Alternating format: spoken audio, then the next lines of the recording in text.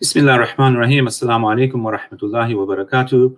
You're tuned into Salam Media in collaboration with OCAF SA. And this hour is dedicated to Dr. Salojee, his life and times. I'm Faisal Suleiman, chairman of the South African Muslim Network, SAMNet. Our guest this evening, Harun Aziz, author of the biography of Dr. Salojee, called The Life of a Social Justice. And our guest as well is Zainul Kaji, CEO of OCAF SA, who commissioned the book, and will be discussing a little bit about the book as well and OCAF SA. It's not easy to compile or to discuss the life and times of so diverse a human being as Dr. Salojee, but inshallah within the next hour, we will try and focus on some of the salient points about his early childhood and what led him to join the struggle and become the type of social justice activist that he was.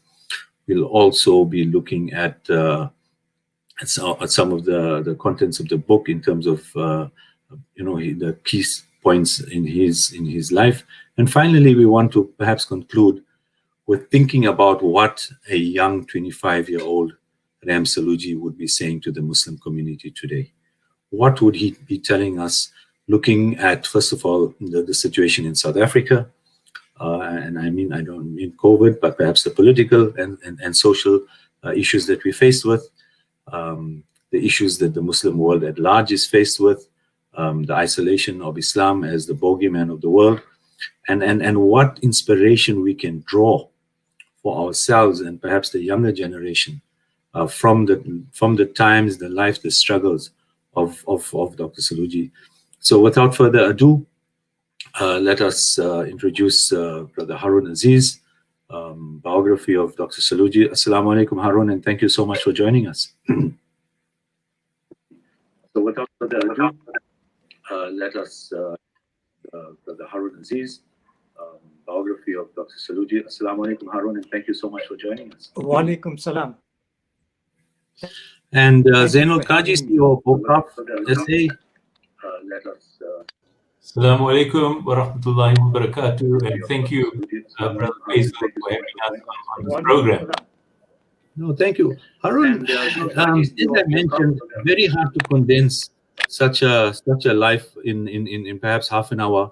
And so perhaps we can, start a little bit about his early childhood development and perhaps up to the time of Dr. Salojee, qualifying as a doctor, and how the social circumstances around him inspired him to do more than just study, but get involved in social justice.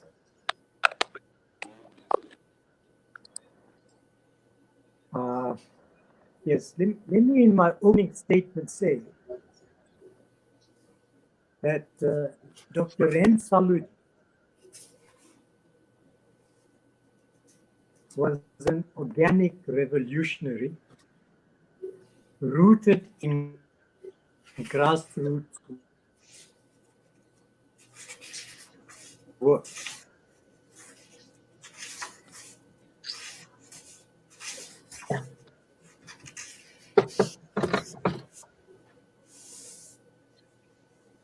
Seem to be having a problem. Yeah. Okay. Yeah. While we get the technical issues sorted out with Harun, OCAF SA is such a diverse organization, Zainul, and perhaps not everybody is aware of what you do and what OCAF does. And of course, Dr. Ram Salojee was one of the founding fathers of OCAF and its first chairman. So perhaps you can, talk to us a little bit about OCAF, your involvement in commissioning the book that Harun has authored, and your experiences working with him throughout all of these times. Yeah, okay. I think, Bismillah ar-Rahman ar-Rahim, I think we presented the whole notion of Waqf and the founding of OCAF South Africa in the year 2000. It was December year 2000, and it was in Ramadan, and it was the 27th of Ramadan. We remember it was the night of power and the day of power. So, and Dr. Rashid Ahmed Mahmood Salojee was present there at that presentation. We we remember with fondness both Dr. Shaukat Ali Token and Dr. Ram Salojee, who were really stalwarts. And while Dr. Token was the man who provided the platform and was very supportive of the idea of a Waqf organization, but we also needed a broader community participation, and particularly from the leadership of the Muslim Ummah. And in a situation like an organization like OCAF, you needed to have, and you still need, people with integrity, people with honesty, people who've had a track record in community work, people who are trusted by the community, and to actually hold positions of trusteeship. We were there as people who were putting forward the thoughts and ideas and so forth, but at the same time you needed senior people within the community, like I said, who were trusted, who were tried and tested as well, and who were well known. So he came, he was there. There were many other people that attended that particular meeting at the Nana Memorial Center, of which he was also trustee at that time.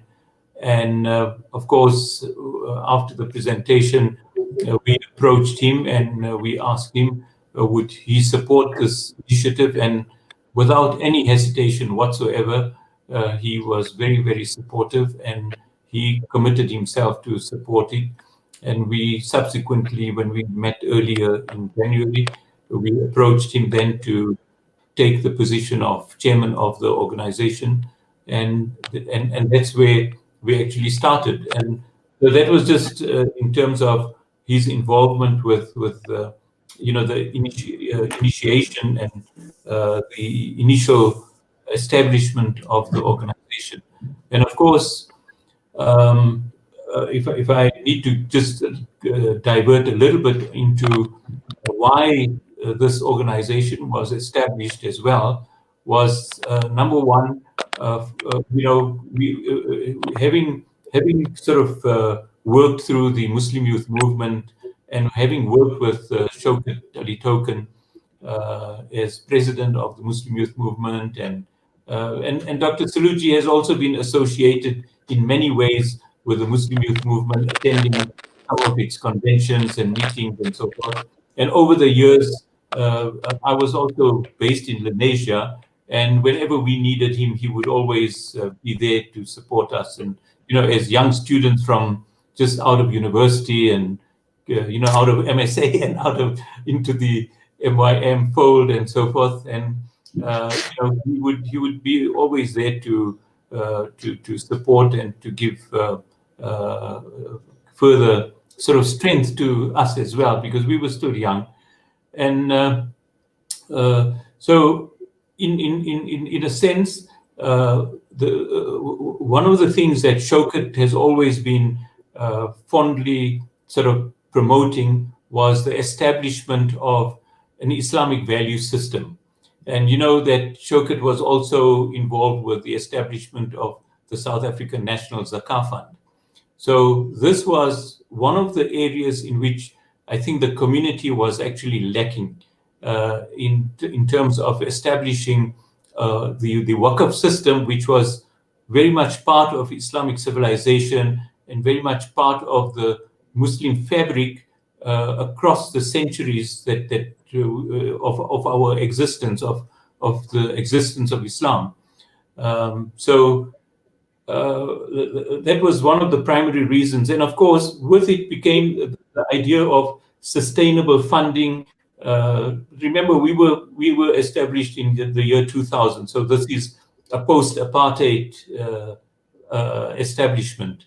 And we looked at how could we as a community benefit and empower not only ourselves, but the broader community as well. We know that a lot of our charities at that time were actually going mainly to Muslims. It wasn't going to the broader South African community. And we felt we had a duty towards the broader South African community as well, in terms of how we would actually go about funding them.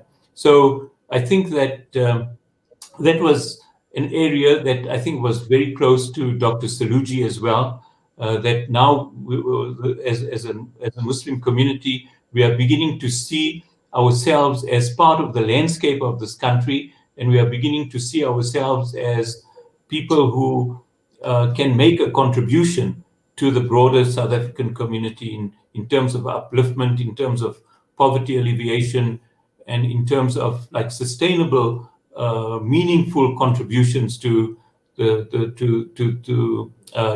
broader South African community. And that was the essential rationale. Of course, from an Islamic perspective, it was a sunnah that we needed to revive. It was an institution that was decimated by colonization and so forth, and also nationalization in some countries. And we needed to revive the spirit, revive this whole concept. And just by the way, just yesterday, I think there was a talk in Durban by Mufti Zubair Bayat on this whole concept of Waqf, which was quite interesting as well. And we see that worldwide, this whole notion of Waqf is actually growing through seminars, webinars, conferences, and lots of new innovations in terms of how we can mobilize funds, how we can invest funds, and so forth.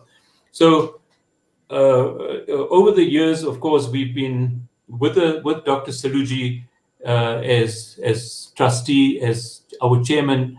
We really had a very steady growth. We've been able to manage the organization, and with his support, he was able to provide a lot of like networks and other forms of support as well, moral and spiritual support to the organization. But I think let me stop there and let's give Harun Aziz the opportunity. I think we've lost the video link with Harun, but Harun, do we have you on audio? Yes. All right, wonderful. I'm not sure how much of the introduction or just looking at what we're going to cover you missed or heard at the outset, given the bit of technical issues. But perhaps if we can start a little bit about his childhood. We've got just about 45 minutes, and the crux, of course, Dr. Salojee was primarily known for being a stalwart in the anti-apartheid struggle, founding member of the UDF. And let me say, as an introduction as well, that as a young student on campus, and particularly at medical school in the mid and late 80s, it was an absolute inspiration for us. At the time, I'm sure many will remember the emergency regulations. Townships were on fire. The police was where I was at Wits virtually every day. Activists used to come in and try and inspire the students. Marches, it was the order of the day, reminiscent of what initially happened perhaps in the Fees Must Fall campaign. And a lot of the activists at the time were often regarded as communists or as atheists or not really staunch Muslim.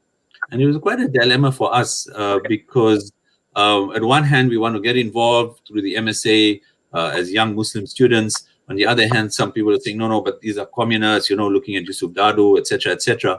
And for us to have had the likes of the Call of Islam, the MYM, Imam Ahmed Qasim come to campus, and of course the likes of Dr. M. Salojee was an absolute inspiration, to get us to be social activists in whatever way we could. But enough of that. I think I can now hear you clearly. Please, let's talk a little bit about, his early life and up to, how he got into medical school and became the activist that he was.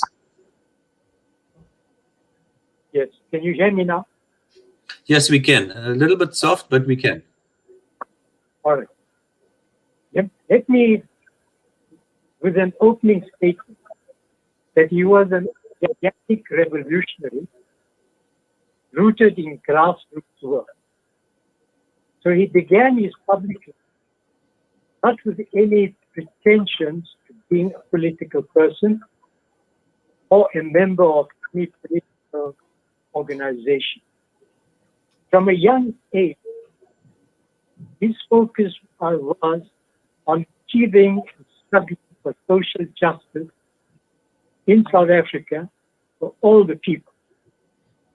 Now, when he was in his year, his father devolved wise counsel on him. And he said to Salojee, serve the poor, the sick, and orphans. And after he had graduated as a medical doctor, his father repeated the same counsel: serve the poor, the sick, and orphans.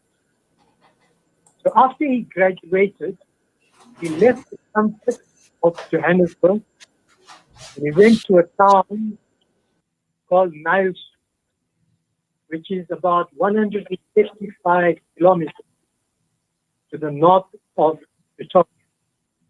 So it was a rural township where he set up his first medical practice.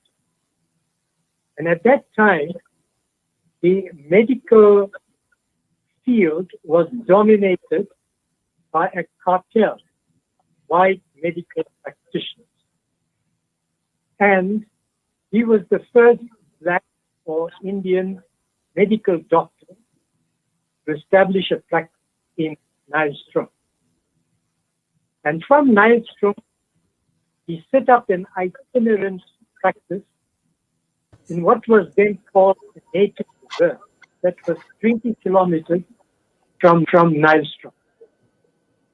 And he had a little John Doe for his surgery, and he used the boot of his big car as his dispensary. And when he was in Nylstroom, he offered his services free of charge to the provincial hospital. And the hospital refused to take his services. Now, the fees that he charged was 1 rand and 1 rand 25 for an adult. Whereas the white medical doctors were charging twice the amount. So that created a lot of antagonism towards him by the medical profession. And he treated medicine as a prophetic calling within the larger struggle for social justice. Then his first introduction into the political struggle was by force of circumstances. Nylstroom and Ventersdorp were marked as the first towns where the Group Areas Act was to be applied. And he called in the services of Advocate Ismail Mohammed and Molvi Kashali and some other friends of his from Johannesburg, and they formed the Nylstroom Anti-Group Areas Committee. So by force of circumstances, he entered the political field while first in the noble profession of medicine. So that was the beginning of his public life. And then after a few years, because of the pressures he felt in Nylstroom, he had to relocate to Lenasia, which was just growing at that time. In the 1970s, he relocated to Lenasia, and the time was very, very opportune for him because Lenasia was the new greenfield project for establishing Indian ghetto. In the 1970s, he started his civic activism in Lenasia, and he got involved in grassroots work. And he took up the struggles of ordinary people related to housing, water, electricity, schools, roads, basic things. Now, while he got involved in 1961 in the Anti-Group Areas Committee, 1 year later, the Transvaal Provincial Council created the legal framework for the construction of Lenasia as a greenfield ghetto for Indonesia. And because of his involvement in day-to-day work, he kept meticulous detail of how a ghetto is actually constructed. Now, in my research into the history of ghettos, I haven't come across any recording of such great detail of a ghetto. Now, if you go back in history, the ghetto model was started in Spain by the colonizers, and then they took it to their colony in South America. That was 400 years ago. Then Hitler imported that model into Germany, which he also implemented in Eastern Europe. And he improved on the Spanish model. And Verwoerd went to Germany as a student of psychology. And while studying psychology there, he was impressed by that model. And after he qualified in psychology, more specific in racist psychology, he brought that model to South Africa. And he named it apartheid. So the first experiment on a large scale was in Lenasia. And then, as things developed, now on August 14, 1974, Salojee, leader of the Lenasia Management Committee, moved a resolution successfully which called for the boycott of the South African Indian Council. At a time when some activists in NIC and TIC were canvassing for participation in the South African Indian Council election. And these activists from NIC had already participated in 1973 in local affairs committees in places like Verulam, Stanger, Zinto, and it was mainly in Natal. Then on January 22nd and 23rd, Reverend Alan Ufa, Dr. Jasser, Dr. Salojee, and a few other leaders, they called for the formation of the United Democratic Front. And their focus to build at grassroots level a non-racist democracy through unity in action. And after the call, it was followed by 6 months of intense and hard work across the country, mobilizing for the United Democratic Front, which was eventually launched on August 20th, 1983, with 12,000 people at a mass rally in Richmond Plain. Now, Salojee, by that time, he had 23 years of grassroots experience in civic work. And he built up a huge constituency, mainly in Lenasia. And he carried that constituency into the UDF. And probably he brought in the largest constituency into the UDF. And the UDF was composed of 58 civic organizations and 17 religious organizations. which included Muslim Judicial Council. Now, one of the poignant statements made at the launch of United Democratic Front was by a very experienced political revolutionary by the name of Oscar Impeta. And Oscar Impeta was wheelchair bound at the time. And he said, and I quote, "The people themselves are now directing opposition against the national."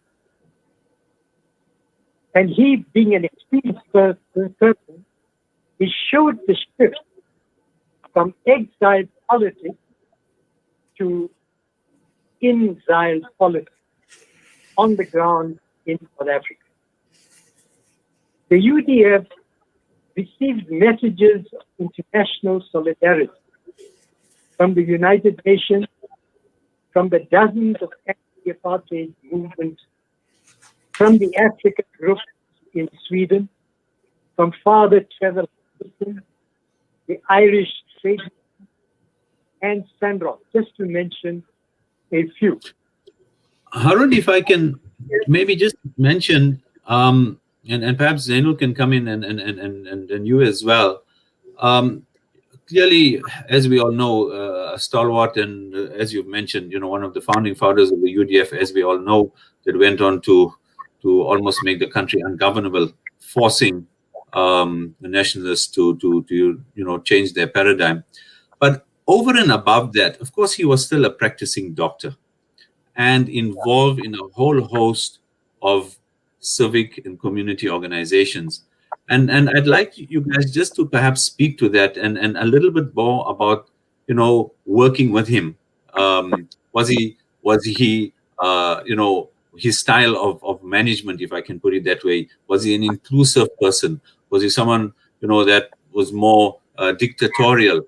I think, people perhaps would like to know the human side of Dr. Salojee as well, over and above the fact that he as everybody knows, clearly a stalwart of the anti-apartheid struggle. Zainul, your experience with him in OCAF, in the formation of the book, and then of course to speak to the other organizations that he was part of. Yeah, okay. I mean, I can speak on behalf of OCAF South Africa because we had a very close relationship. He would always, attend meetings. Well, whenever meetings were called up, he would always be there.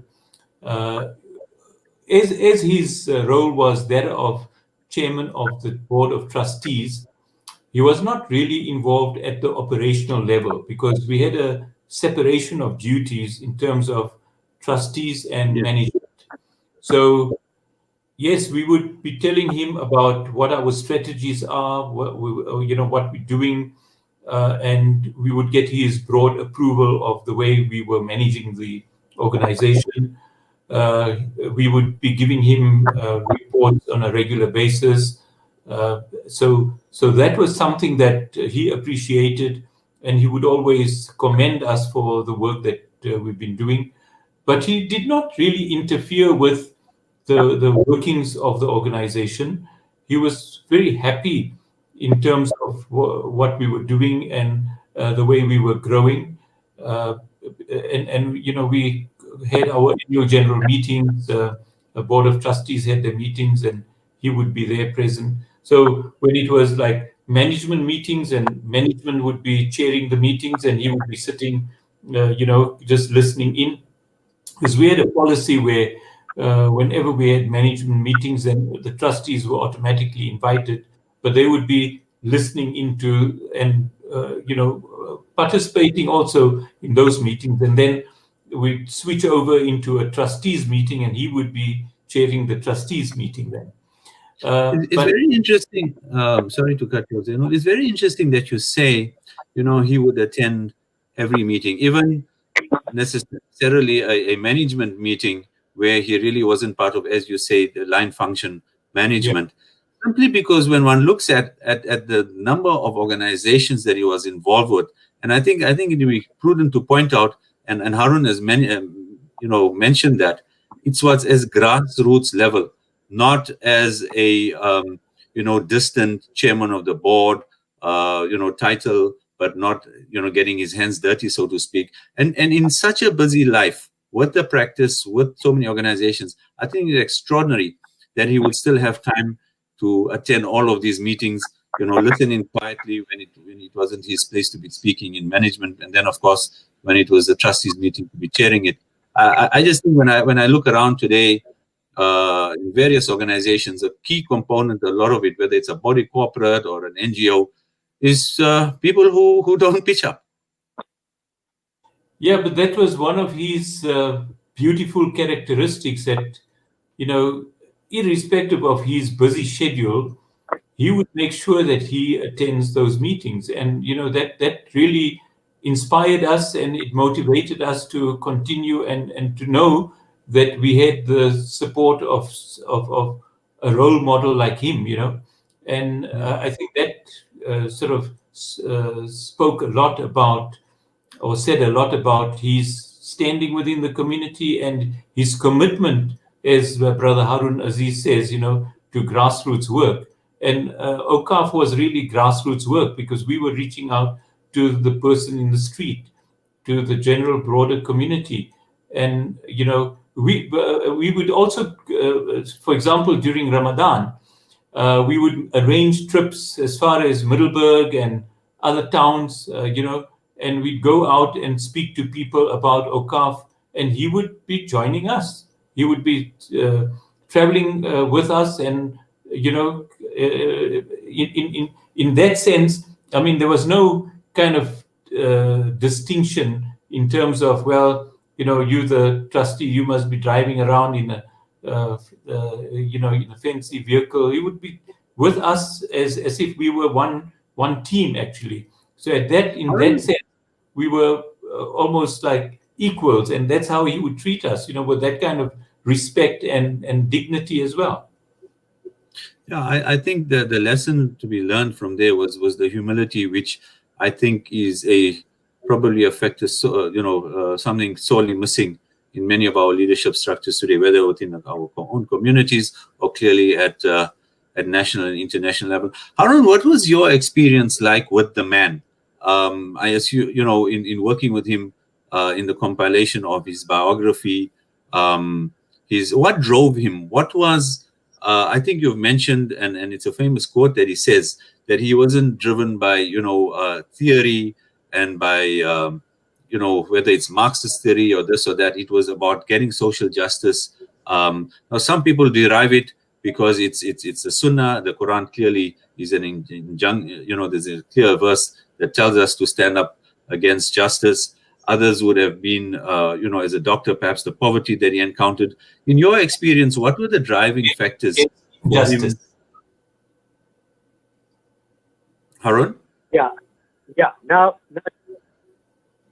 to determine from a biographer's point of view what motivates someone, right?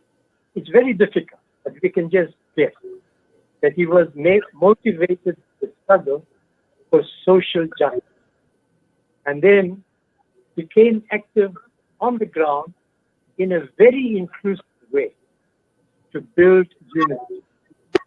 And so he was able to, he was unable to say no to any organization that approached him to serve with them.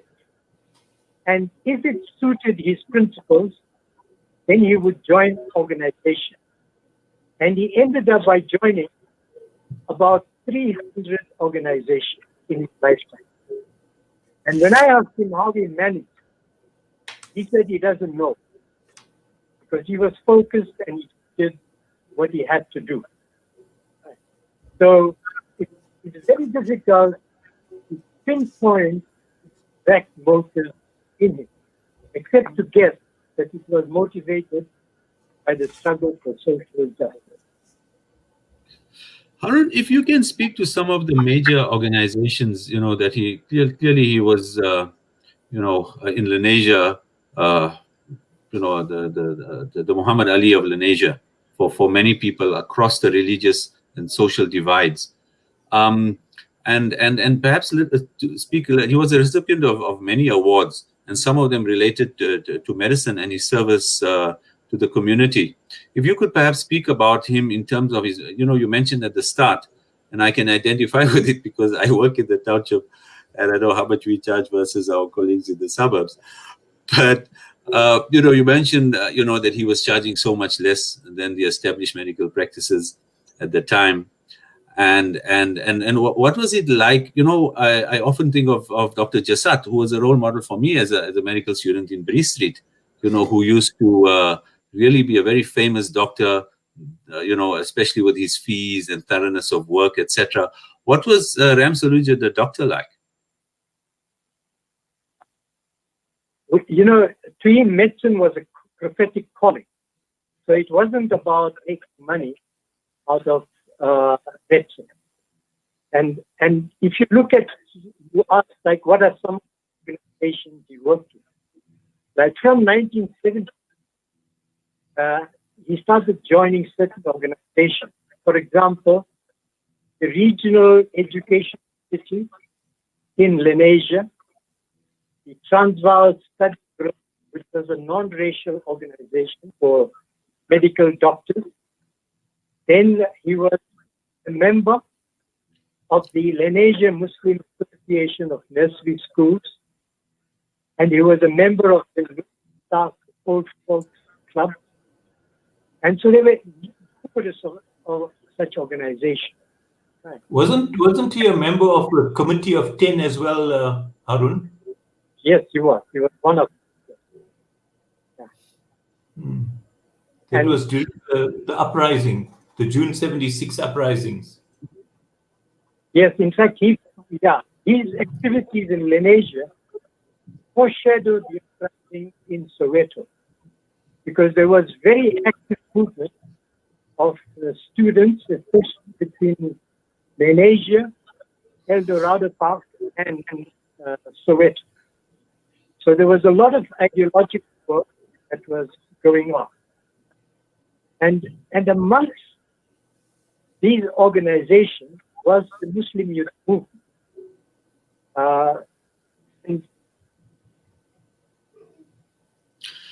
Harun, if you can perhaps speak to, we've covered some of his early childhood or early youth, his medical school, and of course the UDF.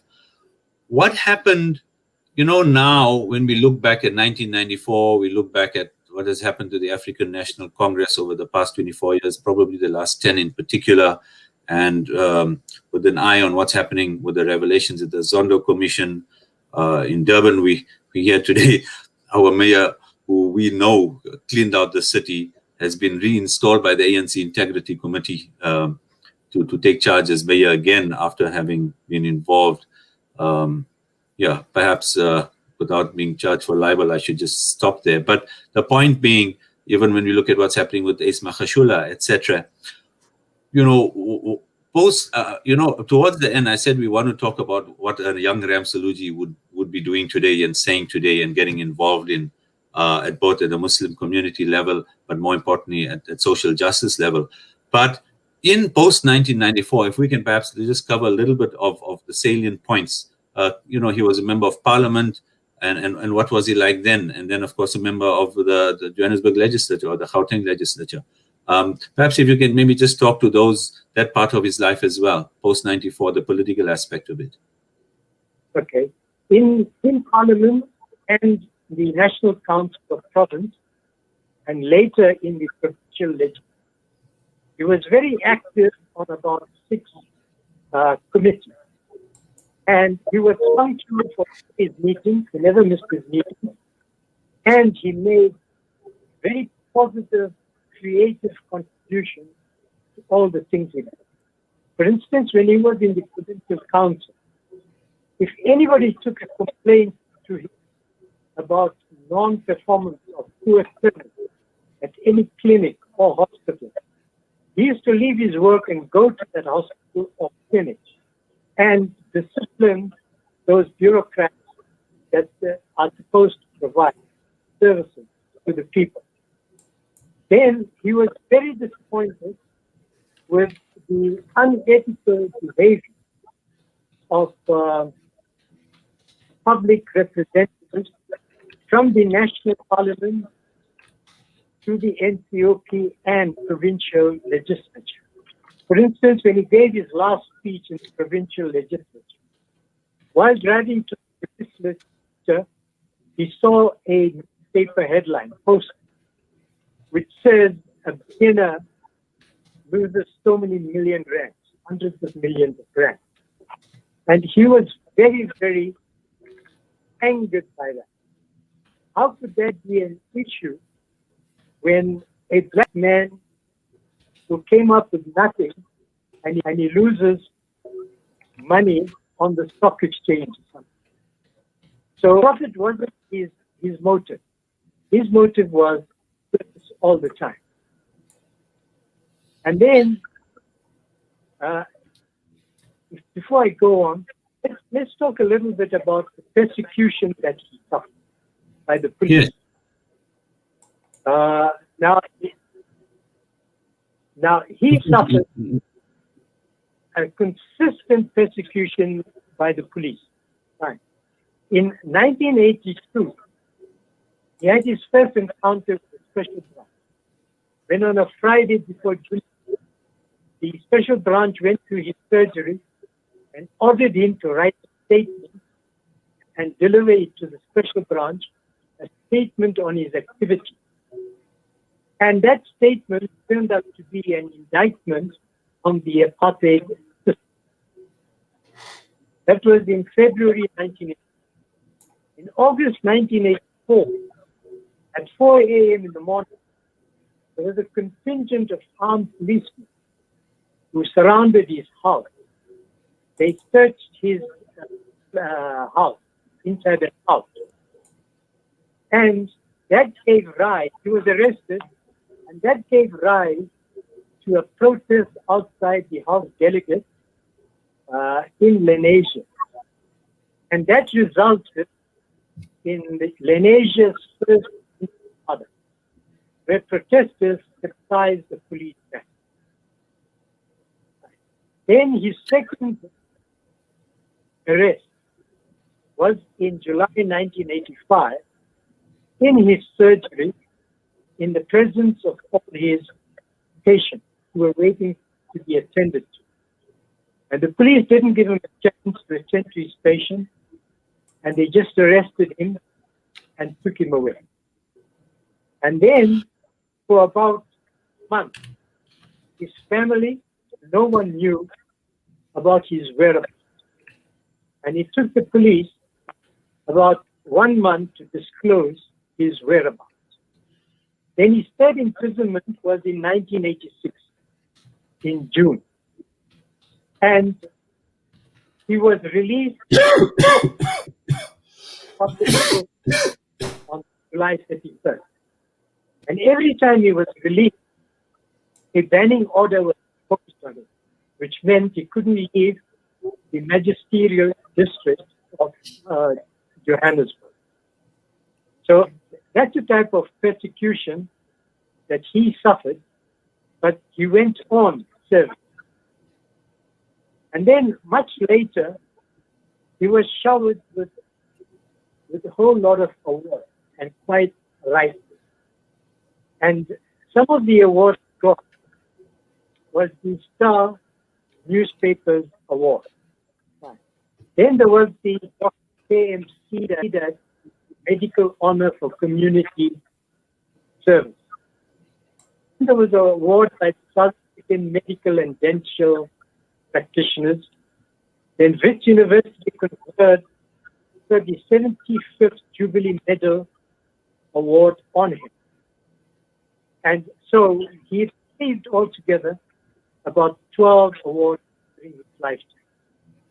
Harun, if I may interrupt, did Dr. Salojee get involved as a Lenasia resident?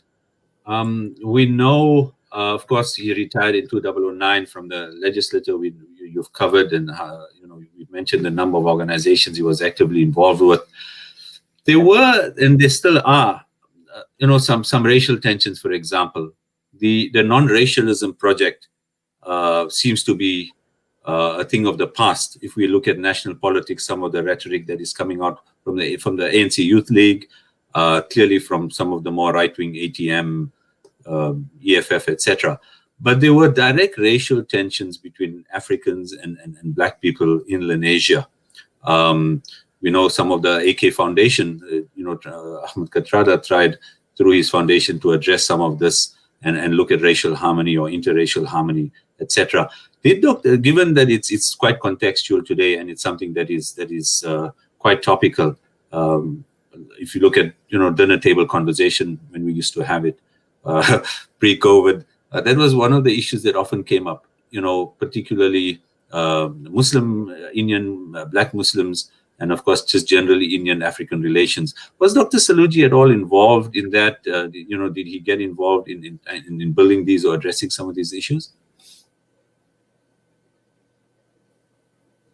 Some conference on non-racialism. He addressed his conference on the relevance of Black conscious movement. But what we encountered in the post-1994 period were two factors. One was so-called affirmative action and so-called Black economic empowerment. And that created a competition for positions of entitlement, because there were so few jobs available in all different levels of government. So it gave rise to racial tension, and people were claiming entitlement to those positions based on the fact that some of them are Africans. Whether they had skills to be local councillors or provincial councillors or even MPs didn't really matter.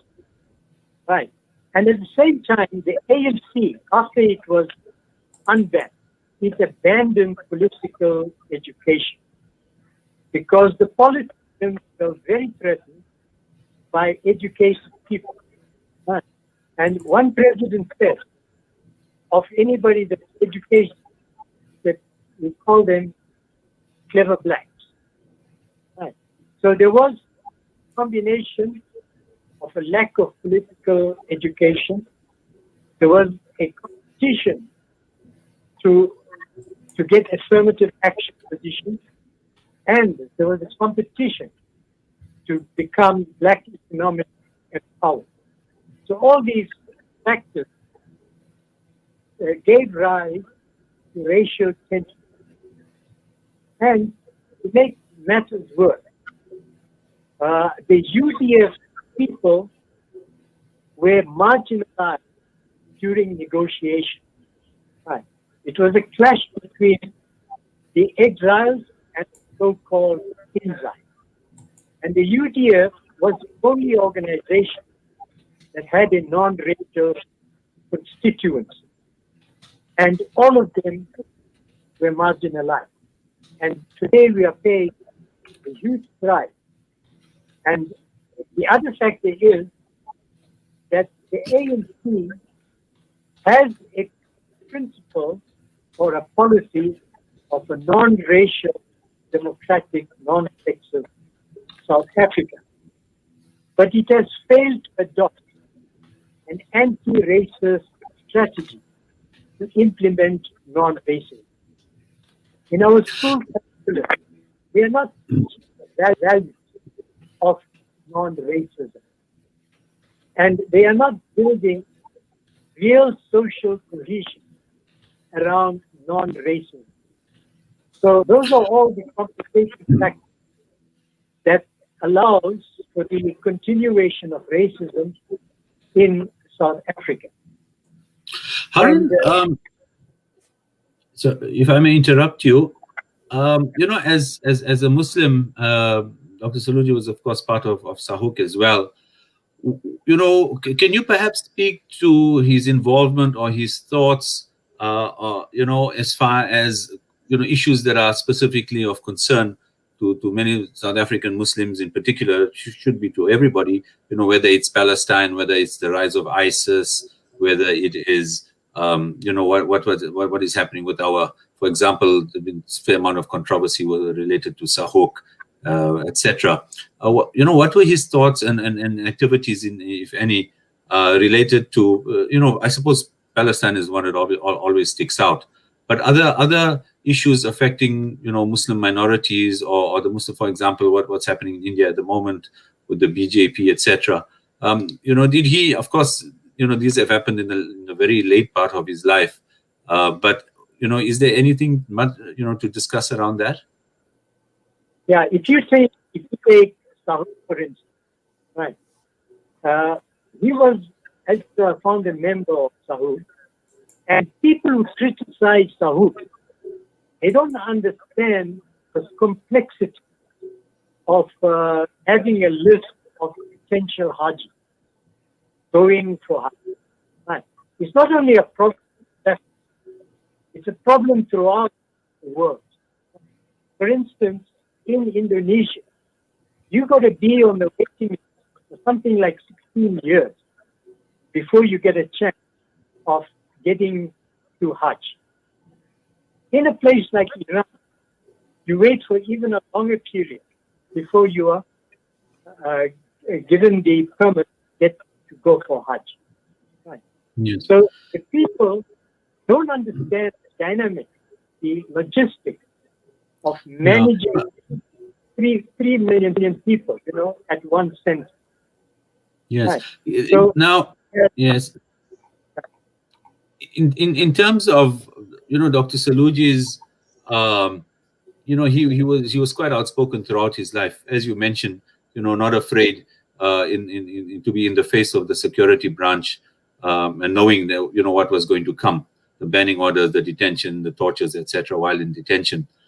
When he looked at what was happening around us today, or perhaps in the past 10 years, within his own political party, and clearly within some of our organizations and internationally, did he, vocalize, even if he wasn't part of an organization that did it, whatever, BDS or whatever, did he, in his private capacity with you, meeting with him often, doing your research, vocalize his thoughts on what the reason I'm asking this is, as we start to draw to a close, we need to try and contextualize, what such an inspirational social activist would be thinking about what is going on. Because I think one of the problems at the moment is the silence of leadership throughout the world, and our country perhaps in particular, to many things that are going on, allowing, the nefarious characters to get away with what they're doing.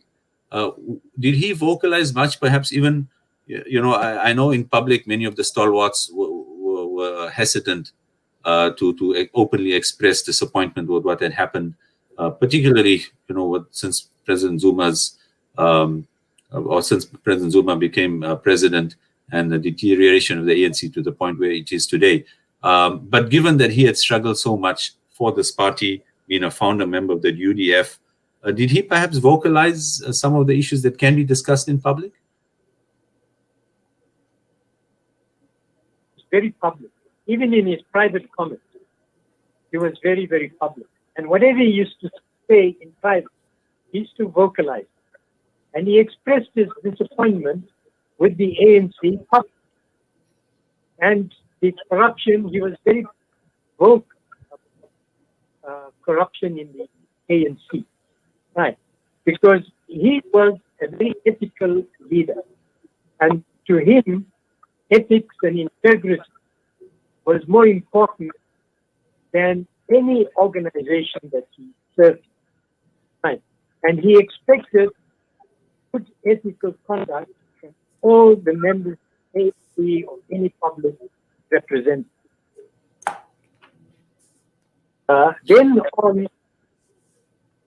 Then on terrorism, he was clearly against terrorism, right? Because that wasn't a justified sense of war. Because the terrorists were all products of U.S. and Israel secret agents. And they were just used as a third force within the Islamic Ummah. And so he was very, in his criticism of terrorism and of corruption in the ANC. Okay.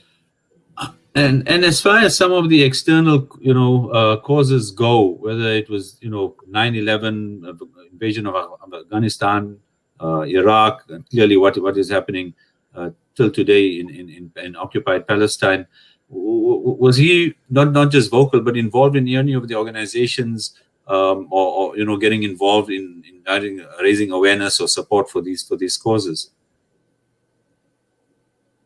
Yeah, what it was, he was involved in the sense like vocalizing convictions of these matters. Right. Now, for instance, like if you take the BDS movement, right? He was obviously a very big supporter of BDS, but he stopped short of showing himself public in BDS. But behind the scenes, he was there with BDS all the time. Okay. Zainul, as we close, of course, we need to talk about the book that OCAF has commissioned and authored by Harun. And perhaps you want to just speak a little bit about the book and where it is and its availability and what it entails. Okay, Brother Faisal, this book was commissioned, I think, somewhere around in 2008 or 2009. I'm not too sure. In fact, the other day, for the sake of Harun, I was going through some of our past photographs, and I looked at the signing by Harun and Akhtar Token, one of our trustees, of the Memorandum of Understanding between OCAF South Africa and Harun Aziz, who was commissioned to write up this biography. So, it was only published in 2010 at a function that we had at the Dome in Johannesburg in Northgate. And of course, it was quite a big function. And then, I don't know whether he was president or deputy president at that time, Kgalema Motlanthe, who also wrote a very gleaming forward, for this book. But I think going back, the rationale for the book was that we've got a project called the Leaders and Legacies Project, and I think you've also been involved in some of these, like publishing of the political leaders. If I recall that you've Semnet has actually published Yes. by Yes, we did. Yes, Professor Abba had compiled short biographies of 100, and of course we would like to do more for anyone listening.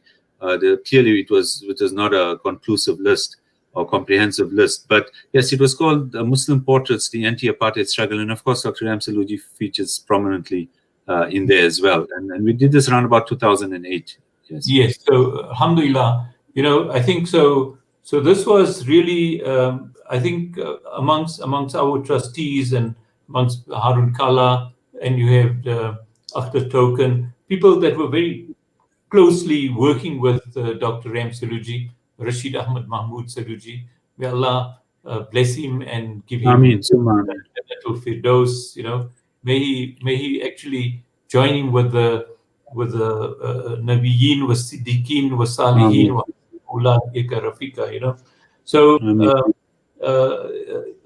so this was part of that project of Leaders and Legacies. And subsequently, of course, we've done quite a few other publications on Leaders and Legacies, and Harun Aziz has authored another one as well. And we're looking at authoring, he's authored this, the one on Yusuf Jasad, which is going to be published soon as well. And the one that was just done during the course of this week was that of Justice Ismail Mohammed. So this has been like an ongoing project of looking at leaders and legacies. We've done the book on Tuan Guru as well.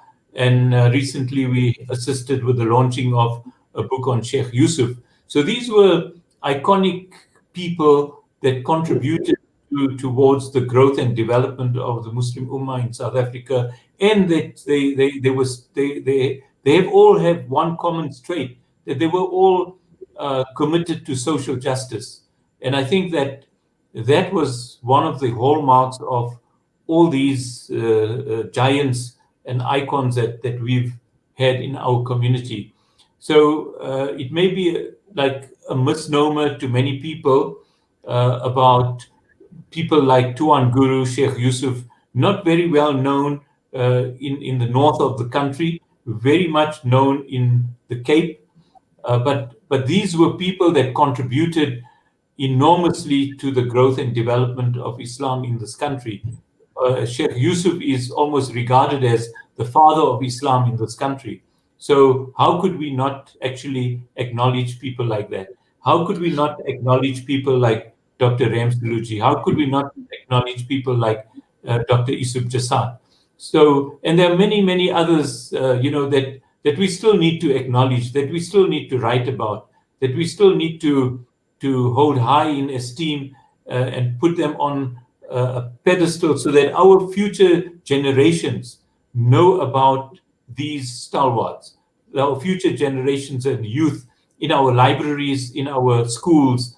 They should know about the contributions that these people have made for our freedom in this country. All of them. Absolutely. And how do they get hold of the books, Harun? Zainul? Okay, so this book is still available. One could actually contact OCAF South Africa through our email and place an order. It may be, I'm not too sure whether it's available online, but I think the best way would be to send us an email, and we would make sure that they get a copy of this book. I know Harun has been distributing the book also in many places. We've tried to distribute them in most libraries, so they are available even at universities and schools. But I think that more people need to actually acquire this book to actually get to understand the background of some of these leaders, and in particular, Dr. Salojee, who just passed away a few days ago, really speaking, on the 2nd of December. His last part of his life, I mean, he became very frail and very weak. And, he lost his wife as well, who was always very much part of him in all his meetings and gave him lots of support. So, alhamdulillah, I know we're closing now, but I would just like to, say a prayer actually, and read a Fatiha for him, if you may. Please go ahead. Yeah, we've been allowed a grace of about 10 more minutes. So okay. Inshallah, perhaps towards the end I can come back to you for the dua and Fatiha, inshallah. Harun, okay.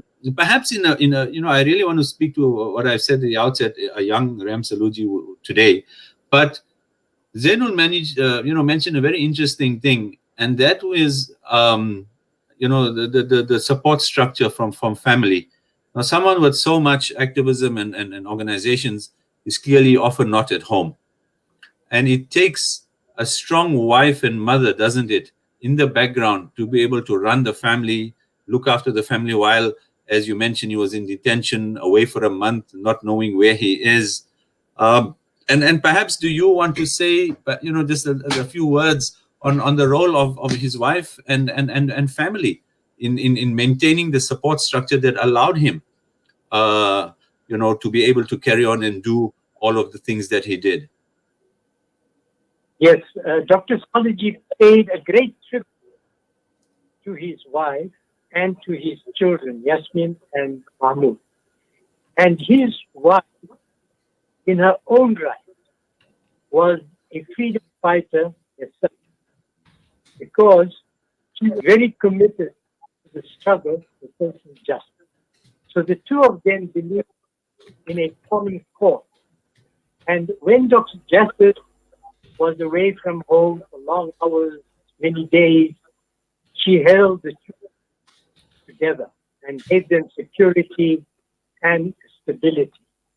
So she played a big supportive role to Dr. Jassad's public work. And then in her own, she did little community work on her own. And she herself was able to bring in a constituency into the UDF constituency. So yes, he did pay a tribute to her. Harun, as we reach our last couple of minutes, please tell me, from your experience, having authored minutely, researched, met with the man, today, given the social political structure in South Africa, given what is happening internationally to Islam and to Muslims, and the right-wing shift that we see across the world, the schisms, the factionalism in the ANC, to some extent, the Muslim community has lost almost all of its political participation and clout, whether it's within the political structures, whether it's in civic organization branches, etc. We are clearly not where we're supposed to be, not in keeping with the legacy of people like Dr. Salojee over the past 40 years. What would Dr. Salojee be telling us today, telling young people in particular, as to what, how do we dedicate, how do we inspire ourselves to give up some of the, I suppose, crass materialism, infotainment, our obsession perhaps with things that aren't really in keeping with the legacy and what our duty should be? His encouragement to youngsters would be, get yourself first if you want to serve people, because you need expertise, skill to serve people. So that's what he would emphasize, education. And then he would say, when you serve, don't make money the first criterion. It could be a consequence to service, but don't let the service be a consequence or a cover-up to make money. Right, and he will emphasize ethical behavior and conduct with intent. And of course, speaking truth to power. Oh, he never shied. All his life, he spoke truth to power. Yes. Well, thank you so much, Harun. Zainul, you guys have a very interesting project and a wakaf called the Ram and Sarah Salojee Wakaf. Yes. So one of the things that we did when we launched this book was we also created a Rashid, Ahmed, Mahmood Salojee and Sarah Salojee Wakaf Fund. So this was funds that were raised from the book sales as well as from contributions from the community. Some, patrons and friends of Dr. Salojee had contributed towards this fund. And the purpose of this fund was to support the projects that Dr. Salojee himself would have liked to support. And that is healthcare projects, poverty alleviation projects, and that is for upliftment purposes. So, and we've done this for various other stalwarts as well. But this one in particular was done at that launch in 2010. And we hope, inshallah, that this will grow and it will continuously give both of them thawab jariyah for their contributions and for towards their akhirah as well, inshallah. This is a special broadcast, a tribute from Salam Media in conjunction with Okaf SA. Our guests this evening have been author Harun Aziz, biographer of the late Dr. Rashid Ahmed Mahmood Salojee, and CEO of Okaf SA, Zainul Kaji. I'm Faisal Suleiman from the South African Muslim Network. Thank you so much for joining us. In closing, we'd like to ask Zainul for his special Fatiha and Dua, inshallah. Zainul? Okay, Jazakallah. A'udhu billahi minash shaitanir rajim, bismillahir rahmanir rahim. And we'll ask everybody to join us as well. Alhamdulillahi Rabbil Alameen, Ar-Rahmanir Rahim, Maliki Yawmiddin, Iyaka na'budu wa iyaka nasta'in, Ihdina Siratul Mustaqim, Siratul Ladina an'amta alayhim, غير المغضوب عليهم ولا الضالين آمين. اللهم اهدنا الصراط المستقيم صراط الذين أنعمت عليهم من النبيين والصديقين والشهداء والصالحين وحسن أولئك رفيقا. اللهم اغفرهم وارحمهم وسكنهم في الجنة. اللهم اجعل قبرهم روضة من رياض الجنة. We ask Allah subhanahu wa ta'ala to grant our beloved father, our beloved mentor, our beloved teacher, our beloved comrade, our beloved protector, and our beloved stalwart, our beloved fighter for freedom and social justice. May Allah grant him Jannatul Firdaus. May Allah grant him that he joins with the Nabiyyin, with the Siddiqeen, with the Shuhada and Salihin on the Day of Judgment. And may Allah grant him the highest place in Jannah, inshallah. Bismillahir Rahmanir Rahim. Subhana rabbika rabbil izzati amma yasifun. Wa salamun ala al-mursaleen walhamdulillahi rabbil alameen. Ameen. Jazakallah so much to you, Harun, and to you, Zainul, and of course to Salam Media for the special tribute and having given me the honor of hosting it. Inshallah, I think we need to look at covering many more of our stalwarts. I think the history and the sacrifice needs to be brought to the fore now, and I'm so glad that OCAF has this series. And inshallah, perhaps I'm not sure if it's listed on your website, Zainul, but clearly you need to market your legacy series much more. And inshallah, perhaps Ahmed can help with doing the marketing here in Durban as well. I think it's absolutely crucial that we give publicity to these books and able to inspire people like Harun to pick other stalwarts, and to cover, a lot of our stalwarts are now in that frail age. Some of the memory is gone, and I think it is incumbent on us to capture this history before we lose such great people. Faisal, maybe Harun can just mention the other book that he's done with a number of stalwarts that he's actually yes about. Harun? Hello. Yeah, I'm not sure if you heard, Zainul, but if you could perhaps just talk to some of the other books that you've authored as well.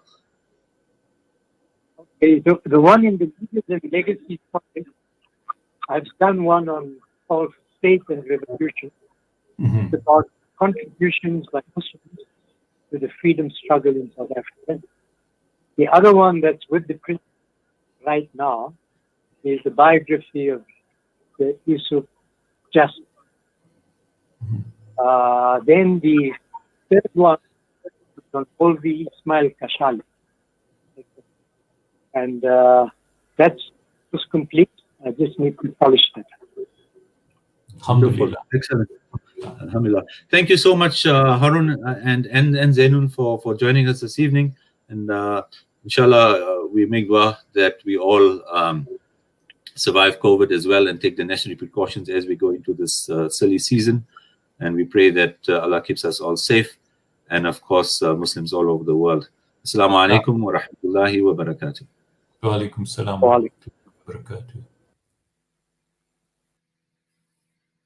This has been a special tribute to Dr. Salojee, hosted by myself, Faisal Suleiman, on behalf of Salam Media.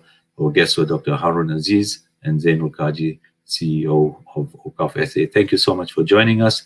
And inshallah ta'ala, we may look at doing other series covering stalwarts and people who can be an inspiration to all of us.